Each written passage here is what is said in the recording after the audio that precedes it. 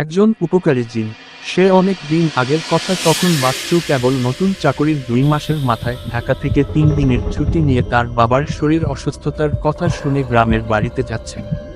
তাদের বাড়ি ছিল নোয়াখালীর লক্ষ্মীপুর কোন এক গ্রামে।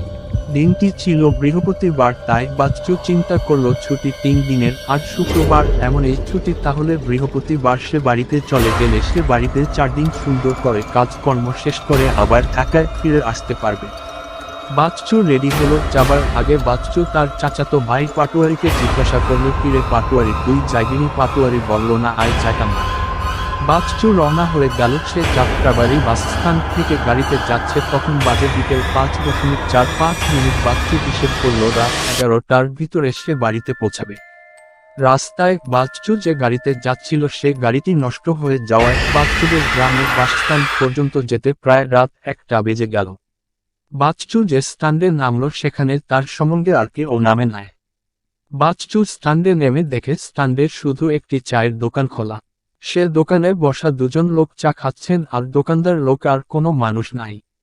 বাচ্চুও চিন্তা করলো চা খাবে, সাথে কিছু হালকা নাস্তা খাবে, কারণ স্ট্যান্ড থেকে তাদের বাড়িতে হেঁটে যেতে সময় লাগবে প্রায় 30 থেকে 40 মিনিট। দোকানে বসে বাচ্চু চা নাস্তা শেষ করে 1 প্যাকেট সিগারেট নিল। দোকানের টাকা দিয়ে ওখান থেকে বিদায় নিয়ে বাড়ির দিকে রওনা হলেন।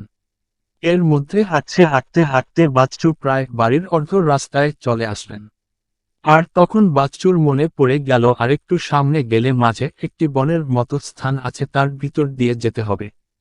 কিন্তু ওই স্থানটি তেমন ভালো নয়, অনেক সময় ওখানে দিনদুপুরেও নাকি ভূতের আনাগোনা থাকে।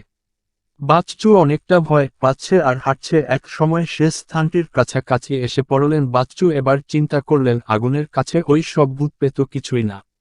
তাই বাচ্চু একটি সিগারেট মুখে রাখলো আর হাতে ম্যাচ নিয়ে একটি খোঁচা দিবে। এর সময় হঠাৎ বাচ্চুর পিছন থেকে কে যেন বলে উঠল, বাচ্চু সিগারেট জ্বালাবে না এবং পিছু ফিরে তাকাবে না, শুধু সামনের দিকে তাকিয়ে হাঁটবে, ডানে বামে কোনো দিকে তাকাবে না। তাকালে তোমার ক্ষতি হবে। বাচ্চু বনের মতো সে বিপজ্জনক স্থানটি পার হলো। তারপরে আবার বাচ্চুকে বলল, বাচ্চু তুমি এখন সম্পূর্ণ নিরাপদ, এখন আর তোমার কোন ভয় নাই। আল্লাহর রহমতে তুমি এখন নিশ্চিন্তে বাড়িতে চলে যাও। আল্লাহ হাফেজ বলে সে বিদায় নিয়ে চলে গেলেন। বাচ্চু নিরাপদে বাড়িতে পৌঁছালেন। ততক্ষণে বাচ্চু বুঝে গেলেন এতক্ষণ তার পিছন থেকে একজন ভালো এবং উপকারী জিন তাকে এ পর্যন্ত এগিয়ে